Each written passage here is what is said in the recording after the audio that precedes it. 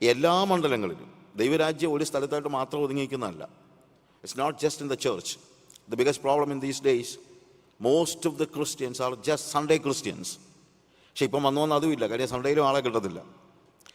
പിന്നെ ഇപ്പം വന്ന് എന്തെങ്കിലും ആവശ്യമുള്ളപ്പോഴോ രോഗം വരുമ്പോഴൊക്കെയാണ്.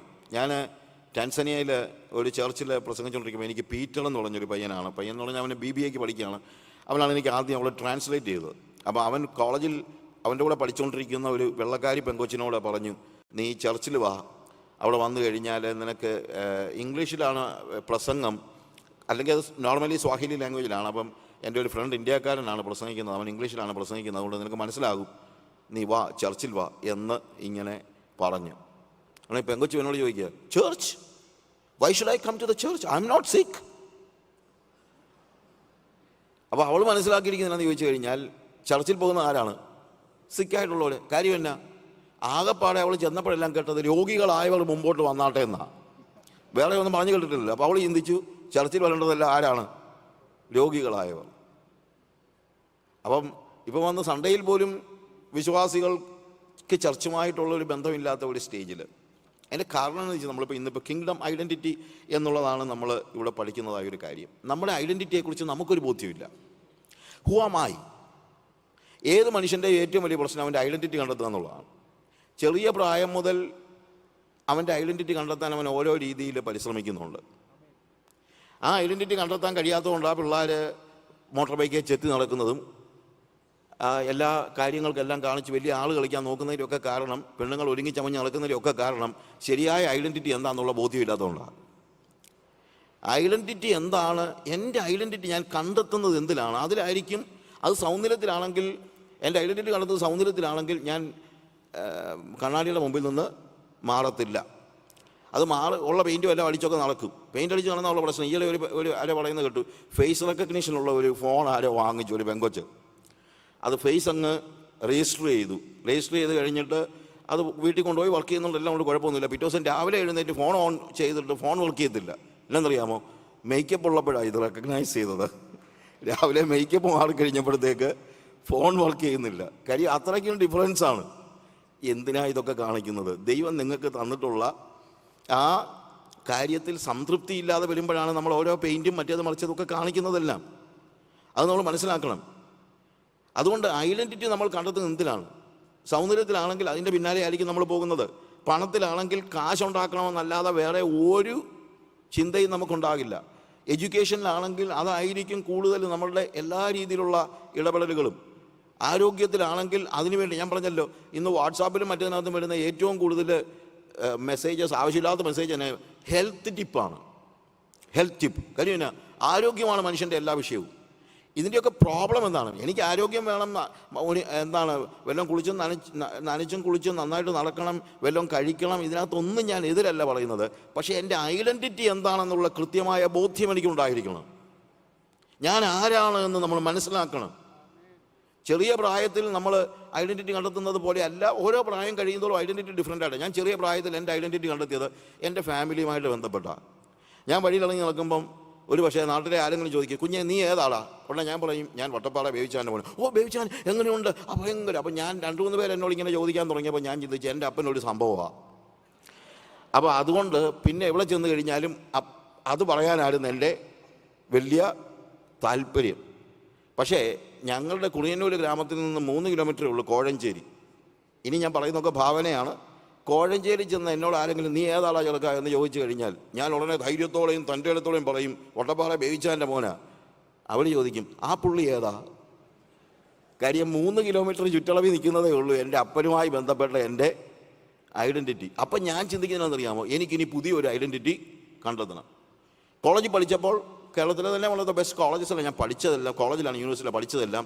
അപ്പോൾ അതുകൊണ്ട് എവിടെങ്കിലും ഗ്രാമത്തിൽ ചെല്ലുമ്പോൾ ഏതാ ചെറുക്കനെ, ഏതാ കൊച്ചനെ നീ എന്ന് ചോദിച്ചു കഴിഞ്ഞാൽ ഞാൻ പെട്ടെന്ന് പറയുന്നത് കോളേജിൻ്റെ പേര് ബന്ധപ്പെട്ട, ഓ SB കോളേജിലാണോ, എന്നാൽ പിന്നെ വലിയ കുഴപ്പമില്ലെന്ന്. കാര്യം അവിടെ ജെൻറ്റിൽമെൻ ആണെന്നുള്ള ഒരു ചിന്ത എന്തോ നാട്ടുകാരുടെ മനസ്സിൽ ഉണ്ട്. പിന്നെ ഉള്ളത് പ്രൊഫഷനാണ്. കുറച്ച് കഴിയുമ്പോഴത്തേക്ക് നമ്മളെല്ലാവരും നമ്മുടെ പ്രൊഫഷനുമായിട്ട് ബന്ധപ്പെട്ടാണ് ഐഡൻറ്റിറ്റി കണ്ടെത്തുന്നത്. അപ്പം ഞാൻ basically I am a journalist by profession. പക്ഷേ അത് മനസ്സിലാകുന്നവർക്ക് ഞാൻ ഇടയ്ക്ക് ഒരു പ്രാവശ്യം ഉദാഹരണം പറഞ്ഞായിരുന്നു. ഒരു അമ്മച്ചിയുടെ അടുത്ത് എന്നെ പരിചയപ്പെടുത്തി എഴുത്തുകാരനാണെന്ന്. ഞാനല്ല പറഞ്ഞത്, എൻ്റെ കൂടെ വന്ന ആളാണ്. അമ്മച്ചി ഒരു ചർച്ചിലെ പാസ്റ്റർ ഭാര്യയാണ്. അദ്ദേഹം അവർ പറഞ്ഞു, മോനെ നീ ഇപ്പം വന്ന നന്നായി, കാര്യം ഈ ഭിത്തിയിൽ എഴുതിയതൊക്കെ അങ്ങ് മാഞ്ഞു പോയായിരുന്നു, ഏതാണെങ്കിലും എഴുത്തുകാരനല്ലയോ. അപ്പോഴാണ് മനസ്സിലായത്. അന്നേ ഞാൻ ചിന്തിച്ച് ഇനി മേലെ എഴുത്തുകാരനാണെന്ന് പറഞ്ഞ ആരുടെ അടുത്ത് പരിചയപ്പെടത്തില്ല. കാര്യം ഇത് മനസ്സിലാക്കുന്നുള്ളടുത്ത് പറഞ്ഞിട്ടേ കാര്യമുള്ളൂ. അപ്പോൾ ഐഡൻറ്റിറ്റി കാലങ്ങൾ കഴിയുന്നതനുസരിച്ചും സമയം കഴിയുന്നതനുസരിച്ചും ദേശം മാറുന്നതനുസരിച്ചൊക്കെ മാറും. എന്നാൽ കർത്താവ് എനിക്കൊരു ഐഡൻറ്റിറ്റി തന്നു. ആ ഐഡൻറ്റിറ്റി മാറുന്നതല്ല. എന്താണെന്ന് അറിയാമോ? കാൺമീൻ നാം ദൈവ മക്കൾ എന്ന് വിളിക്കപ്പെടുവാൻ പിതാവ് നമുക്ക് എത്ര വലിയ സ്നേഹം നൽകിയിരിക്കുന്നു. That is the biggest identity, and I certainly believe that this is the thing that God did great in my life, because I needed an identity, and now I have an identity as a child of God. ആ ഒരു ബോധ്യം, ഒരു ദൈവ പൈതലാണെന്നുള്ള ബോധ്യം, അതെൻ്റെ പ്രായം കൂടുന്നതനുസരിച്ച് വ്യത്യാസം ഉണ്ടാകുന്നില്ല. ഇന്ത്യയിലും ഞാൻ ദൈവ പൈതല, ആഫ്രിക്കയിൽ ചെന്നാലും ഞാൻ ദൈവ പൈതല, ഇവിടെ വന്നാലും ഞാൻ ദൈവ പൈതല. ഇനി അങ്ങ് സ്വർഗത്തിൽ ചെന്നാലും മാറാത്ത ഐഡൻറ്റിറ്റിയാണ് എന്ത്? ദൈവ പൈതൽ എന്നുള്ള ഐഡൻറ്റിറ്റി. പ്രിയമുള്ളവരെ, ദൈവം നമുക്ക് തന്ന ആ ഐഡൻറ്റിറ്റിയെക്കുറിച്ചുള്ള ബോധ്യം നമുക്കുണ്ടെങ്കിൽ, അതിനെക്കുറിച്ചുള്ള ആ ചിന്ത നമുക്കുണ്ടെങ്കിൽ, ബാക്കി ഒരു കാര്യവും നമ്മളെ ബാധിക്കത്തില്ല. വേറെ ഒന്നും ആകാനായിട്ട് നമ്മൾ പരിശ്രമിക്കത്തില്ല. See, I just want to keep that identity, that I need to see that I'm always the child of God and I'm not ആ അപ്പൻ്റെ മകൻ എന്നുള്ള പേര്. എൻ്റെ അപ്പൻ്റെ വളരെ അഭിമാനിക്കത്തക്ക രീതിയിലാണ് ഞാൻ എൻ്റെ ഗ്രാമത്തിൽ ചെന്ന് എൻ്റെ അപ്പൻ്റെ പേര് പറഞ്ഞാൽ, ഇവിടെ പറഞ്ഞാലും എന്ത് പറഞ്ഞാലും ഐ ഹാവ് എന്നെ അവർ ഓണർ ചെയ്യുന്നുണ്ട്. Not because of me. എന്നെ അവർക്ക് പലർക്കും അറിയില്ല. പക്ഷേ ഇന്നാരുടെ മോനാണെന്ന് പറഞ്ഞു കഴിഞ്ഞാൽ കാര്യം പറയാം. ലോകത്തിൽ എവിടെ ചെന്നാലും എന്നെ അറിയാവുന്ന ആൾക്കാർ കാണും. പക്ഷേ എൻ്റെ നാട്ടിൽ വന്ന് എൻ്റെ പേര് പറഞ്ഞു കഴിഞ്ഞാൽ അതിനകത്തല്ല ഒരു വാല്യൂ കാണുന്നത്. എൻ്റെ അപ്പൻ്റെ പേര് പറയുമ്പോഴാണ് എനിക്ക് അതിനകത്തൊരു അഭിമാനം ഉണ്ടാകുന്നത്. എന്നാൽ ദൈവ പൈതൽ എന്ന നിലയിൽ എന്നെ സംബന്ധിച്ചിടത്തോളം എൻ്റെ അപ്പൻ യേശുവാണ്, കർത്താവാണ്, അവൻ എൻ്റെ പിതാവാണെന്ന് പറയുന്നതാണ് എൻ്റെ ഏറ്റവും വലിയ. എനിക്ക് വേറെ ഒരു ഐഡൻറ്റിറ്റി ആവശ്യമില്ല. അതാണ് കിങ്ഡം ഐഡൻറ്റിറ്റി എന്ന് പറയുന്നത്. I am a child of God. ഞാൻ ദൈവ പൈതലാണ്. അപ്പോൾ ഓരോ ദിവസവും ഈ ഒരു വ്യക്തമായ ബോധ്യമുണ്ടെങ്കിൽ, ആ ഒരു ബോധ്യത്തിൽ ജീവിക്കുകയാണെങ്കിൽ വലിയ ഗിമ്മിക്സ് ഒന്നും കാണിക്കാൻ നമ്മൾ പോകത്തില്ല. എന്തുകൊണ്ടാണ് എല്ലാ ഗിമ്മിക്സും കാണിക്കുന്നത്? എന്തിനാണ് ആൾ കളിക്കാൻ നോക്കുന്നത്? എന്തിനാണ് കസേര കളിക്കാൻ നോക്കുന്നത്? എന്തിനാണ് കാശുണ്ടാക്കാൻ നോക്കുന്നത്? എന്തിനാണ് മറ്റുള്ളവരുടെ മുമ്പിൽ ഞെളിഞ്ഞു കളക്കാൻ നോക്കുന്നത്? മറ്റൊന്നുമല്ല, നമ്മുടെ ഐഡൻറ്റിറ്റിയെക്കുറിച്ച് നമുക്ക് കൃത്യമായ ബോധ്യം ഇല്ലാത്തത് കൊണ്ടാണ്. അപ്പോൾ ഒരു കാലയളവിൽ ഞാൻ എവിടെയായിരുന്നു? എനിക്ക് ഐഡൻറ്റിറ്റി ഇല്ലായിരുന്നു. നമ്മൾ കൊലോസ്യ ലേഖനം 1-ാം അധ്യായം വായിക്കുമ്പോൾ നമ്മെ ഇരുട്ടിൻ്റെ അധികാരത്തിൽ നിന്ന് വിടുവിച്ച് സ്നേഹസ്വരൂപനായ തൻ്റെ പുത്രൻ്റെ രാജ്യത്തിലാക്കി വയ്ക്കുകയും ചെയ്ത ദൈവത്തിന്, ഐഡൻറ്റിറ്റി മാറിയപ്പോഴത്തേക്ക് ഉണ്ടാകുന്ന ഒരു പ്രത്യേകത, ദൈവരാജ്യത്തിലേക്ക്, തൻ്റെ പുത്രൻ്റെ രാജ്യത്തിലേക്ക്. അപ്പോൾ മകനായതുകൊണ്ടാണ് ഈ രാജ്യത്തിലേക്ക് പ്രവേശിക്കാൻ പറ്റുന്നത്. കാര്യം ദൈവരാജ്യത്തിൽ വേറെ ഒരു രീതിയിലും നിങ്ങൾക്ക് പ്രവേശിക്കാൻ കഴിയില്ല. ഞാൻ പറഞ്ഞിട്ടുള്ളതുപോലെ നമുക്ക് ഈ രാജ്യത്തേക്ക് നമുക്ക് എമിഗ്രൻ്റായിട്ട് വരാനായിട്ട് പറ്റും, നമുക്ക് മൈഗ്രേറ്റ് ചെയ്യാൻ പറ്റുന്നിരിക്കും. പക്ഷേ there are some countries migrate ചെയ്യാൻ സമ്മതിക്കാത്ത ചില രാജ്യങ്ങളുണ്ട്. അവർ പറയുന്നത് ഞങ്ങൾക്ക് ആ പാടെ സിറ്റിസൺഷിപ്പിന് ഒറ്റ മാർഗ്ഗമേ ഉള്ളൂ. You need to be born there. അവിടെ ജനിക്കണം. അതാണ് ദൈവരാജ്യത്തിൻ്റെ പ്രത്യേകത. ദൈവരാജ്യത്തിൽ ടൂറിസ്റ്റുകളില്ല, ദൈവരാജ്യത്തിൽ എമിഗ്രൻസ് ഇല്ല. ദൈവരാജ്യത്തിൽ ആകെയുള്ളത് ആരാണെന്നറിയാമോ? സിറ്റിസൺസ് ആണ്. ആ സിറ്റിസൺഷിപ്പ് കിട്ടുന്നത് വീണ്ടും ജനനത്തിലൂടെയാണ്. അതുകൊണ്ടാണ് വളരെ കൃത്യമായിട്ട് യേശു നിക്കോദിമോസിനോട് പറയുന്നത്. നിക്കോദിമോസ് വലിയ കാര്യത്തിൽ ചെന്നിട്ട് പറഞ്ഞു, ഓ ഗുരു, നീ ദൈവത്തിൻ്റെ അടുത്തുനിന്ന് വന്നതാണെന്ന് എനിക്കിപ്പം മനസ്സിലായി. നീ ദൈവത്തിൻ്റെ അടുത്ത് നിന്ന് വന്നവനല്ല നീയെങ്കിൽ നീ ചെയ്യുന്ന കാര്യങ്ങൾ ചെയ്യാൻ ആർക്കും കഴിയുകയില്ല. You are coming from the Lord. വലിയ അപ്രീസിയേഷനൊക്കെ പറഞ്ഞു. നമ്മളോട് വല്ലതും പറഞ്ഞായിരുന്നെങ്കിൽ, ഇപ്പോഴത്തെ പ്രസംഗകരോട് വല്ലതും പറയുകയാണെന്ന് വെച്ചു, നിങ്ങൾ പ്രസംഗിക്കുന്നത് ദൈവം പറഞ്ഞിട്ടാ എന്നൊക്കെ പറഞ്ഞു കഴിഞ്ഞാൽ അവർ പറഞ്ഞേനെ, ബ്രദറെ അടുത്ത കൺവെൻഷന് വന്നൊന്ന് സാക്ഷി പറയാമോ ഈ കാര്യം? ഞാൻ അടുത്ത ഒരു കൺവെൻഷൻ ഉണ്ട്, അവിടെ നിന്ന് പറയണം, ഞാൻ എൻ്റെ ശിഷ്യന്മാർ പോലും ഇതിൽ മനസ്സിലാക്കിയിട്ടില്ല, ഞാൻ ദൈവത്തിൽ നിന്ന് വന്നതാണെന്ന് ഒന്ന് വന്ന് പറയണേ. അപ്പോൾ അപ്രീസിയേഷൻ കേട്ടപ്പോൾ ഈ പലപ്പോഴും ഉണ്ടാകുന്ന പ്രശ്നം, ആളുകളുടെ എന്താ അപ്രീസിയേഷൻ കേട്ട് കഴിഞ്ഞാൽ അങ്ങ് വലിയ കാര്യമാണെന്ന്. കർത്താവ് അപ്രീഷിയേറ്റ് ചെയ്യുന്നതിനുള്ള അടുത്ത വർത്തമാനം പറഞ്ഞതെന്നറിയാമോ? നിക്കോദിമോസേ, നിൻ്റെ അപ്രീസിയേഷൻ ഒക്കെ കൊള്ളാം, ഒറ്റ കാര്യമേ എനിക്ക് പറയാനുള്ളൂ, you are going to hell. നീ നരകത്തിലോട്ടാണ് പോകുന്നത്, because you are not born again. If you are not born from above anew, അവിടെ ഉപയോഗിച്ചിരിക്കുന്ന വാക്ക് ഉയരത്തിൽ നിന്ന് ജനിക്കുന്നില്ലെങ്കിൽ ദൈവരാജ്യം കാണുവാൻ നിനക്ക് കഴിയുകയില്ല. വലിയ അപ്രീസിയേഷനുമായിട്ട് ചെന്നപ്പോഴത്തേക്ക് കർത്താവ് പറയുകയാണ്, നീ നരകത്തിലോട്ടാണ് പോകുന്നതെന്ന്. അപ്രീഷിയേറ്റ് ചെയ്ത് ആരെയും ഐഡൻറ്റിറ്റിയെക്കുറിച്ച് ബോധ്യമുള്ള ഒരാൾക്ക് അപ്രീസിയേഷൻ കൊണ്ട് ഡിഫറൻസ് ഉണ്ടാകത്തില്ല. You understand? കർത്താവിന് താൻ ആരാണെന്നുള്ള ഐഡൻറ്റിറ്റി ക്രൈസിസ് ഒന്നും ഇല്ലായിരുന്നു. അവൻ്റെ അടുത്ത് അപ്രീസിയേഷൻ കൊണ്ട് ചെന്നിട്ട് ഒരു അർത്ഥമില്ല, ഒരു കാര്യമില്ല.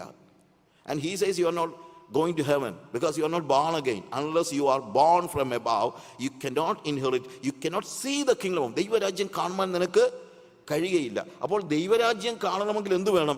You need to be born into the family. That is the only way.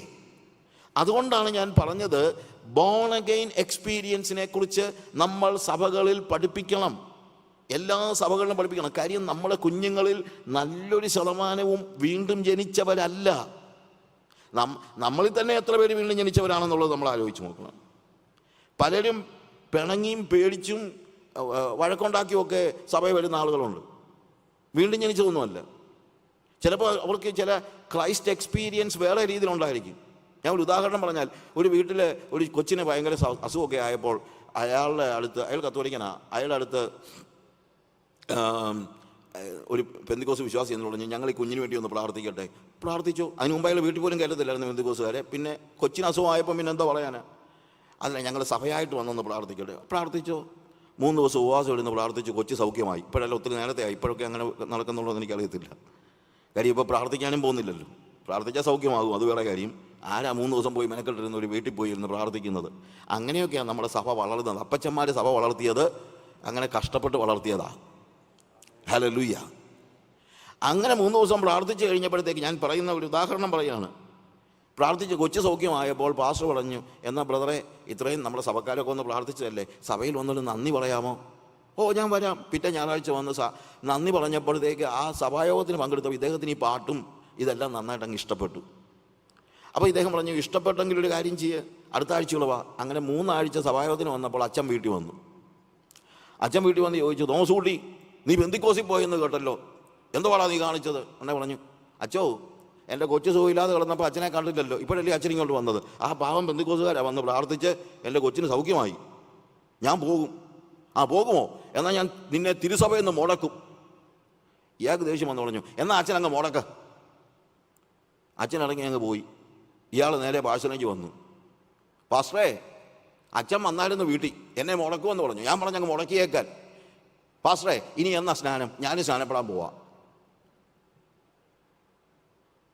ഇങ്ങനെ സ്നാനപ്പെട്ട് വന്ന ഒരാളുടെ പ്രശ്നം എന്താണെന്ന് വെച്ചാൽ, അയാൾ രക്ഷിക്കപ്പെട്ടിട്ടില്ല, അയാൾ വീണ്ടും ജനിച്ചിട്ടില്ല. അങ്ങനെ വന്ന ഒത്തിരി പേര് സഭയിലുണ്ട്. ഇങ്ങനെ എന്തെങ്കിലുമൊക്കെ ചില്ലറ കാര്യം. He is not born again. അയാൾ വല്ല ബാങ്കിലെ ജോലിക്കാരനുമാണെങ്കിൽ നമ്മൾ വിളിച്ച് ട്രഷററാകും. പക്ഷെ അവൻ വീണ്ടും ജനിച്ചില്ല. That is the biggest problem. അപ്പോൾ വീണ്ടും ജനിച്ച വ്യക്തികളെ കൊണ്ടാണ് സഭ പണിയേണ്ടത് എന്ന് നിങ്ങൾ മനസ്സിലാക്കണം. വീണ്ടും ജനിച്ചവൻ്റെ വീട്ടിൽ ജനിച്ചത് കൊണ്ട് അവൻ സഭയിൽ ആളാകരുത്. വീണ്ടും ജനിച്ചവൻ്റെ വീട്ടിൽ ജനിച്ച ഒത്തിരി പേരുണ്ട്. ഒരു കാര്യം മനസ്സിലാക്കണം, ദൈവത്തിന് മക്കളെ ഉള്ളൂ, കൊച്ചുമക്കളില്ല. എല്ലാവർക്കും ആ എക്സ്പീരിയൻസ് ഉണ്ടാകണം, ഐഡൻറ്റിറ്റി അവരവർക്കുണ്ടാകണം. കാൺമീൻ നാം ദൈവ മക്കൾ എന്ന് വിളിക്കപ്പെടുവാൻ. You see, each person should have a personal encounter with Jesus. നമ്മുടെ കുഞ്ഞുങ്ങൾക്കൊക്കെ അങ്ങനെ ഒരു എൻകൗണ്ടർ ഉണ്ടാകണം. ഇല്ലെങ്കിൽ അതിനുവേണ്ടി നിങ്ങൾ ഉപവാസം എടുത്ത് പ്രാർത്ഥിക്കണം. അതിനുവേണ്ടിയാണ് പ്രാർത്ഥിക്കേണ്ടത്. പിള്ളേരുടെ വിദ്യാഭ്യാസത്തിന് വേണ്ടി ഒന്നുമില്ല. വിദ്യാഭ്യാസം എന്ന് പറഞ്ഞു കഴിഞ്ഞാൽ, ഒരു സഹോദരി വീട്ടിൽ വന്നപ്പോഴത്തേക്ക് ഏതാണ്ട് കഴിക്കാൻ കൊടുത്തപ്പോൾ കഴിച്ചില്ല. എന്താ സഹോദരി കഴിക്കാത്ത? അയ്യോ, ഞാൻ ഉപവാസ. എന്താ പ്രത്യേകിച്ച്? കുഞ്ഞിൻ്റെ പരീക്ഷയല്ലേ. അത് കുഞ്ഞിൻ്റെ പരീക്ഷ മാർച്ചിലല്ലയോ, ഇതിപ്പോൾ നവംബറല്ലായുള്ളൂ. അല്ല, ക്ലാസ് പരീക്ഷയാണ്. അപ്പോൾ ക്ലാസ് പരീക്ഷയ്ക്ക് ഉപവാസം എടുത്ത് പ്രാർത്ഥിക്കുന്ന തള്ള. ഞാൻ ചോദിക്കുന്നത്, എന്നെങ്കിലും എൻ്റെ കുഞ്ഞ് വീണ്ടും ജനിക്കണമെന്നോ പരിശുദ്ധാത്മശാനം പ്രാപിക്കണമെന്നോ പറഞ്ഞ് പ്രാർത്ഥിച്ചിട്ടുണ്ടോ? എല്ലാവരും അന്വേഷിച്ച് ചോദിച്ചു നോക്കണം. അതൊക്കെ മറന്നു നമ്മൾ. കാര്യം നമുക്ക് നമ്മുടെ ഐഡൻറ്റിറ്റി തന്നെ നമുക്കറിയില്ല.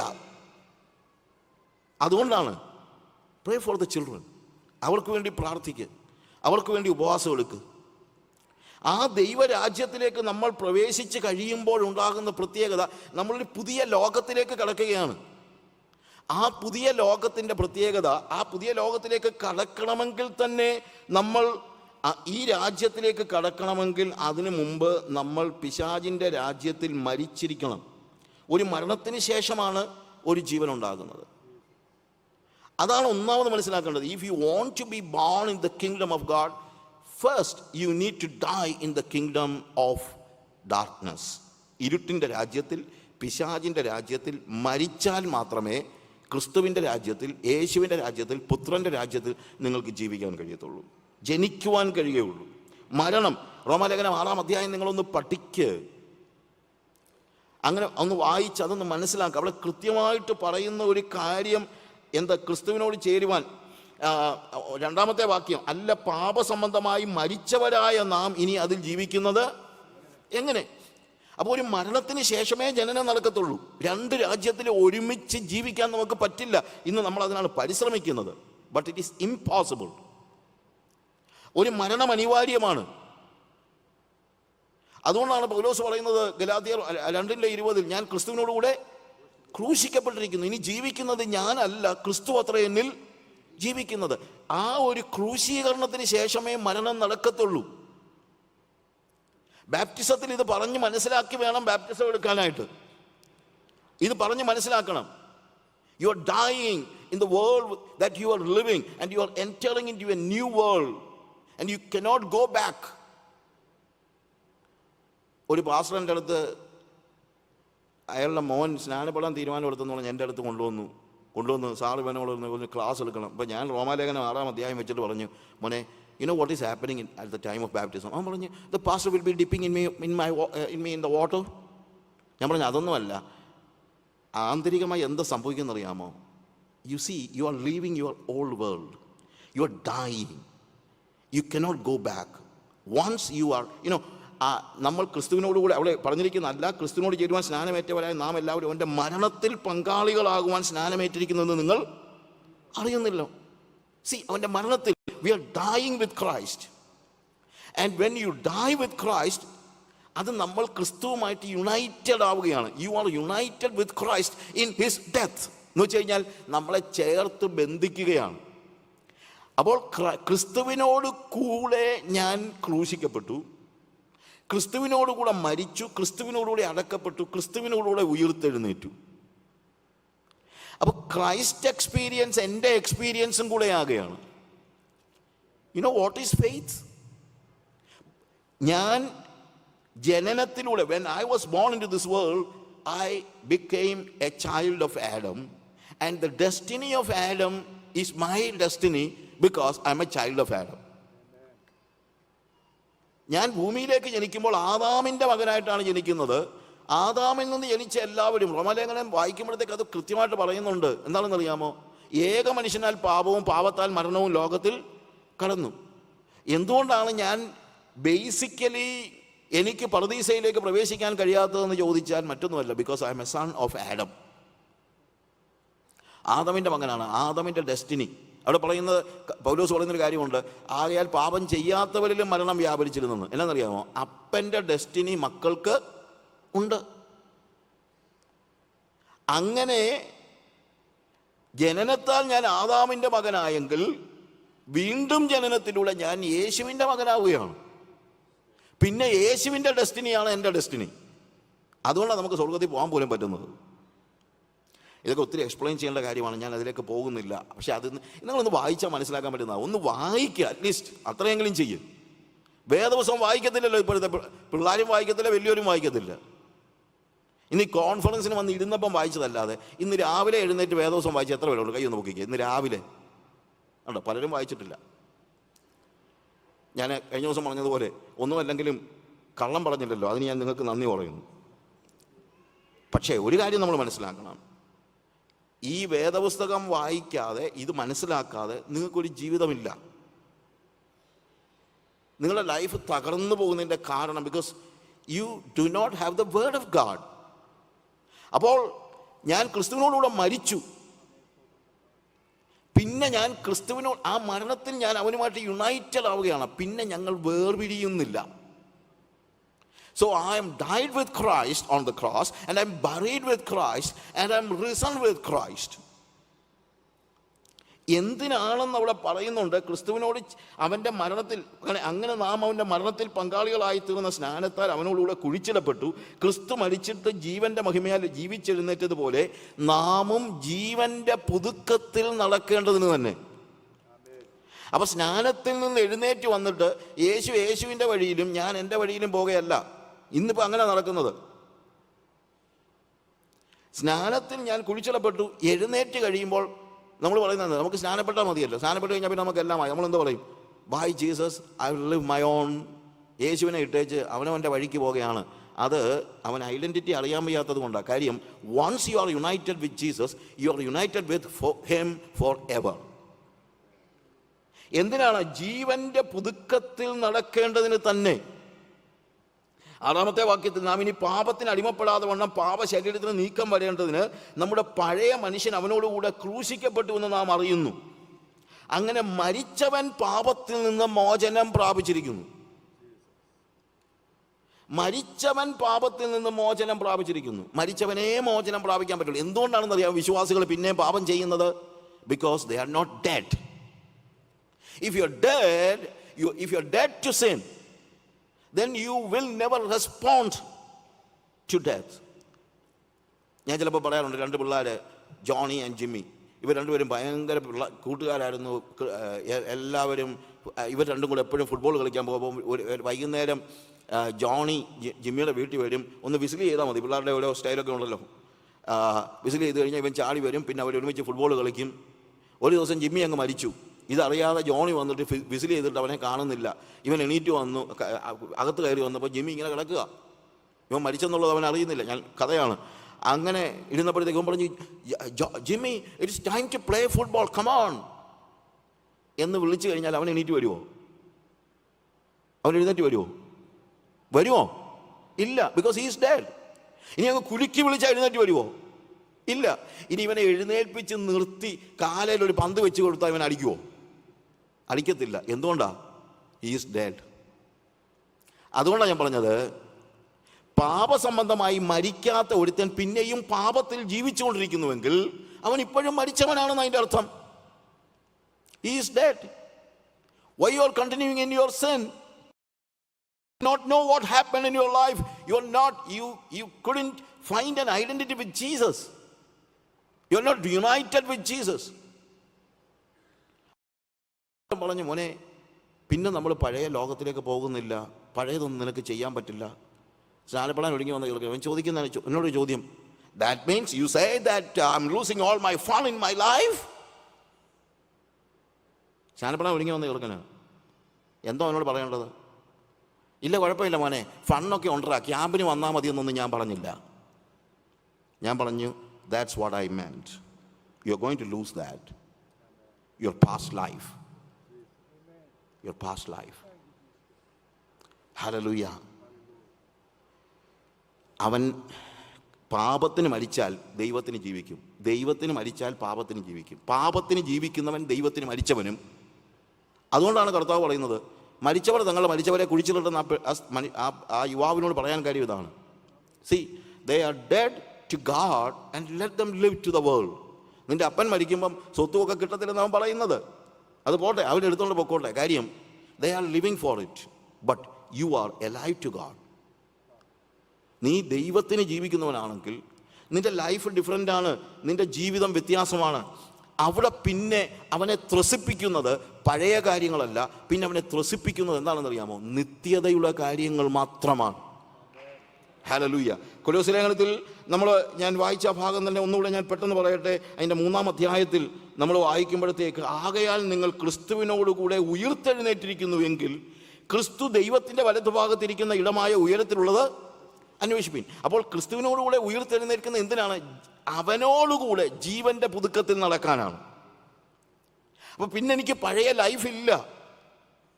എന്നാൽ ഈ ഉയിർത്തെഴുന്നേറ്റ് കഴിയുമ്പോഴത്തേക്ക് എനിക്ക് ആകമാനം എൻ്റെ വാല്യൂ സിസ്റ്റം എല്ലാം മാറുകയാണ്. എൻ്റെ എല്ലാ വാല്യൂ സിസ്റ്റം മാറുക. ബിക്കോസ് ഞാൻ പിന്നെ ചിന്തിക്കുന്നത് ഉയരത്തിലുള്ളത് മാത്രമാണ്. I have set my mind in relation with eternity. Set your minds on things that are above, where Christ is seated at the right hand of his Father, his God, the God. പിതാവിൻ്റെ അല്ലെങ്കിൽ ക്രിസ്തു ദൈവത്തിൻ്റെ വലത്തുഭാഗത്തിരിക്കുന്ന ഇടമായ ഉയരത്തിലുള്ളത് അന്വേഷിപ്പിൻ. ഭൂമിയിലുള്ളതല്ല, ഉയരത്തിലുള്ളത് തന്നെ ചിന്തിപ്പിൻ. ഇതൊക്കെ പ്രസംഗിക്ക് പാസ്റ്റർമാരെ, നിങ്ങൾ സഭയിൽ പോയി ഭൂമിയിലുള്ളത് മാത്രം ചിന്തിച്ചിരിക്കുന്ന ഒരു സമൂഹത്തിൽ നിങ്ങൾ പറയണം, നിങ്ങളുടെ ഐഡൻറ്റിറ്റി നിങ്ങൾ മനസ്സിലാക്കണം. ഈ ലോകവുമായി ബന്ധപ്പെട്ടല്ല നിങ്ങളുടെ identity. U are born again, you are different. നീ ആരാണെന്നുള്ളത് അറിയണം. അല്ലെങ്കിൽ പിന്നെയും ഭൂമിയിലുള്ളത് മാത്രം ചിന്തിച്ചുകൊണ്ടിരിക്കും. ഉള്ള പ്രവാചകന്മാർ മുഴുവൻ കയറി വന്ന് ഭൂമിയിലുള്ളത് തിന്നാനും കുടിക്കാനും കാറും വീടും ഇതൊക്കെ പ്രോമിസ് ചെയ്യുമ്പോൾ മനസ്സിലാക്കണം, ഇവരൊക്കെ വേദവിപരീതമാണ് പ്രസംഗിക്കുന്നത്. The Bible says do not covet, and the prophet comes and say covet, covet, covet. You understand, my friends? ഉയരത്തിലുള്ളത് ചിന്തിപ്പിൻ. Set your minds on things that are above. Set ചെയ്യണം. കാര്യം അവൻ്റെ ഒരു സ്റ്റാൻഡേർഡ് ഉണ്ട്, ഹെവൻലി സ്റ്റാൻഡേർഡ്. പണ്ട് ഈ electronic സംവിധാനമൊന്നും ഇല്ലാതിരുന്ന സമയത്ത് പണ്ടൊക്കെ വാച്ച് നമ്മൾ നന്നാക്കുന്നത് ഏതെങ്കിലും ഒരു മാസ്റ്റർ ക്ലോക്ക് നോക്കിയാൽ ഒരു മനുഷ്യൻ എല്ലാ ദിവസവും ഒരു വാച്ച് മേക്കർ, ഒരു വാച്ച് റിപ്പയറുടെ കടയിൽ ചെന്നിട്ട് ഇങ്ങനെ നോക്കിയിട്ട് അയാളുടെ മാസ്റ്റർ ക്ലോക്ക് നോക്കിയിട്ട് എന്നും ഈ വാച്ച് സെറ്റ് ചെയ്യും. പിന്നെ കടക്കാരൻ ചോദിച്ചു, എന്താണോ എന്നും താൻ എൻ്റെ ക്ലോക്ക് നോക്കി വാച്ച് സെറ്റ് ചെയ്യുന്നത്? പിന്നെ അയാൾ പറഞ്ഞു, ഞാനിവിടെ സൈറൺ കൊടുക്കുന്ന ആളാണ്. അപ്പോൾ ഇയാളുടെ ക്ലോക്കെ നോക്കിയാണ് ഞാൻ സൈറൺ കൊടുക്കുന്നത്. അതുകൊണ്ട് ഇയാളങ്ങ് ചിരിക്കാൻ പറഞ്ഞു. പറഞ്ഞു, എടോ തൻ്റെ സൈറൺ കേട്ടാ ഞാൻ ഈ ക്ലോക്ക് സെറ്റ് ചെയ്ത് വെച്ചിരിക്കുന്നത്. എൻ്റെ പ്രിയമുള്ളവരെ, ലോകത്തെ നോക്കി നിങ്ങളുടെ സ്റ്റാൻഡേർഡ് സെറ്റ് ചെയ്യരുത്. ലോകത്തെ നോക്കിയല്ല, ഉയരത്തിലുള്ളതിനെ നോക്കി വേണം നിങ്ങളുടെ സ്റ്റാൻഡേർഡ് സെറ്റ് ചെയ്യാനായിട്ട്. Because you are born again, you are not. പണ്ട് ഒരു ചെറിയ കഥയോടെ പറഞ്ഞ് ഞാൻ എൻ്റെ വാക്കുകൾ അവസാനിപ്പിക്കുകയാണ്. ഐഡൻറ്റിറ്റി മനസ്സിലാക്കാൻ വേണ്ടി തന്നെയാണ്. ഈ ഐഡൻറ്റിറ്റി കിട്ടിയവർക്ക് പോലും അറിയത്തില്ല. അവരാര് രക്ഷിക്കപ്പെട്ടവരും വീണ്ടും ജനിച്ചവരായ ആളുകൾക്ക് പോലും പലർക്കും അറിയില്ല അവർ വീണ്ടും ജനിച്ചതാണെന്നും അവരിങ്ങനെ ജീവിക്കരുതെന്നും അറിയത്തില്ല. പറഞ്ഞിട്ടുമില്ല ആരും. പണ്ടൊരു കോഴിയുടെ കീഴിൽ മുട്ട വെച്ച കൂട്ടത്തിൽ അറിയാതെ ഒരു കഴുകൻ്റെ മുട്ട ഇവിടെ വന്നു. ഈ വിരിഞ്ഞു വന്നപ്പോൾ കോഴിക്കുഞ്ഞുങ്ങളുടെ കൂട്ടത്തിൽ ഈ കഴുകൻ്റെ കുഞ്ഞും വളർന്നു കഴിഞ്ഞപ്പോഴത്തേക്ക് ഇതിനറിയത്തില്ല ഇത് കഴുകനാണെന്ന്. ഈ കോഴിക്കുഞ്ഞുങ്ങളുടെ കൂട്ടത്തിൽ ഇങ്ങനെ ചകഞ്ഞ് പുഴുവിനെയൊക്കെ തിന്ന് ജീവിക്കുന്ന സമയത്ത് ഇതങ്ങ് പെട്ടെന്ന് വളർന്നു. അപ്പോൾ ഒരു കഴുകൻ മോളിൽ നിന്ന് ഇങ്ങനെ പറന്ന് നോക്കിയപ്പോഴത്തേക്ക് കോഴിക്കുഞ്ഞിൻ്റെ ഉള്ളിൽ ഒരു കഴുകൻ കളിക്കുന്നു. അപ്പോൾ കഴുകൻ നേരെ പറന്ന് താഴെ വന്നപ്പോഴത്തേക്ക് കോഴിക്കുഞ്ഞുങ്ങളെല്ലാം കൂടെ ഓടി തള്ളയുടെ കീഴെ കയറി. പെട്ടെന്ന് കഴുകന് തള്ളയുടെ കീഴിലോട്ട് ഓടി പോകാൻ പറ്റിയില്ല, ഇത് ഒറ്റയ്ക്കായി. കഴുകൻ ഇറങ്ങി വന്നിട്ട് ഇതിനടുത്ത് വന്നപ്പോൾ ഇതങ്ങ് പേടിച്ചിട്ട് ചോദിച്ചു, എടാ നീ എന്താ കാണിക്കുന്നത്? അത് ഞാൻ എൻ്റെ സഹോദരന്മാരുടെയും സഹോദരിമാരുടെയും കൂടെ കളിച്ചുകൊണ്ടിരിക്കുക. സഹോദരനും സഹോദരിമാരോ? അത് കോഴിക്കുഞ്ഞല്ലേടാ, കോഴിക്കുഞ്ഞുങ്ങളല്ലേ? അതെ, ഞാനും കോഴിക്കുഞ്ഞാ. ആര് പറഞ്ഞു? എൻ്റെ അമ്മ കോഴിയാ, അതുകൊണ്ട് ഞാനും കോഴിക്കുഞ്ഞാ. അല്ല മോനെ, നീ ഒരു കഴുകനാ. കഴുകൻ? അയ്യോ അങ്കിളെ പറയല്ലേ, എൻ്റെ അമ്മ പറഞ്ഞിട്ടുണ്ട് ഞങ്ങൾക്കൊരു ശത്രുവുണ്ട്, അതാണ് കഴുകൻ. എന്നെ പറഞ്ഞാൽ ഞാൻ, അയ്യോ അങ്കിൾ കഴുകനാണോ, എന്നെ തിന്നല്ലേ? അല്ല, ഞാൻ തിന്നാനൊന്നും വന്നതല്ല. നീ ആരാന്ന് മനസ്സിലാക്കാൻ വന്നതാ. You are not a chick, you are a little eagle. അല്ലല്ല, ഞാൻ കോഴിക്കുഞ്ഞാ. എടാ പിന്നെ നിനക്കെങ്ങനെ ഇത്രയും വലിയ സൈസൊക്കെ ആയത്? അതെ, എൻ്റെ സഹോദരങ്ങളൊക്കെ ഒരു പുഴുവിനെയൊക്കെ തിന്നുമ്പോൾ ഞാൻ ഒരു 10-15 പുഴുവിനെയൊക്കെ തിന്നും. അങ്ങനെ ഞാനിങ്ങനെ വലുതായതാ. ഉടനെ പറഞ്ഞു, ഇല്ല മോനെ, you are an eagle, you can fly. No, എൻ്റെ അമ്മയ്ക്ക് പോലും പറക്കാൻ പറ്റത്തില്ല. No, you can fly. I will tell you how. Come on, spread your wings. അങ്ങനെ പറഞ്ഞ് ഇതിനെ കൺവിൻസ് ചെയ്യിച്ച് പറക്കാൻ തുടങ്ങിയപ്പോൾ it started flying in the sky. അപ്പോഴത് മനസ്സിലാക്കിയത്, ഞാനൊരു കഴുകനാണ്. I am born to fly. ഇല്ലെങ്കിൽ ഇത് എന്നും നിലമെല്ലാം ചിക്കിച്ചകഞ്ഞ് പുഴുവിനെ തിന്നോണ്ട് ജീവിച്ചേനെയും. പക്ഷെ കഴുകനാണെന്ന് മനസ്സിലായപ്പോൾ പിന്നെ നിലത്തിൽ നിന്ന് പുഴുവിനെ തിന്നുന്നത് നിർത്തിയിട്ട് അത് ആകാശത്തേക്ക് പറക്കാൻ തുടങ്ങി. നിന്റെ ഐഡൻറ്റിറ്റി നീ മനസ്സിലാക്കണം. You are born to fly. You are not suppose to scratch the earth and eat worms. You need to think about things that are on high. ഉയരത്തിലുള്ളത് ചിന്തിക്കണം. അതിനുവേണ്ടി ജീവിക്കണമെങ്കിൽ ഞാൻ ഉയരത്തിൻ്റെ ആളാണെന്നുള്ള ബോധ്യം നിനക്കുണ്ടാകണം. ഇനി ഞാൻ എൻ്റെ വാക്കുകളെ അവസാനിപ്പിക്കുകയാണ് പ്രിയമുള്ളവരെ. ഉയരത്തിനുള്ളത്. ഒരു നിമിഷം നമുക്ക് കണ്ണുകളെ അടയ്ക്കാം. നമ്മളോട് തന്നെ പറയാം, ഞാൻ ആരാ? എൻ്റെ ഐഡൻറ്റിറ്റി എന്താണ്? I am A child of God. അതാണ് എൻ്റെ identity. If you're a child of God, heaven belongs to you. And you need to live that heavenly life in this world. ഞാൻ കഴുകൻ്റെ കുഞ്ഞ്. I am born to fly. I am not like the chicks that scratch the world and eat worms. ഭൂമിയിലുള്ളതെല്ലാം വെറും പുഴുവാണ്. നിനക്ക് കിട്ടുന്ന ഏറ്റവും വലിയ ഭക്ഷണവും ഏറ്റവും വലിയ കാറും ഏറ്റവും വലിയ വീടും എല്ലാം പുഴുവാ. അതിൻ്റെ പിന്നാലെ അല്ല നിന്റെ മനസ്സ് പോകേണ്ടത്. Set your minds on things that are above.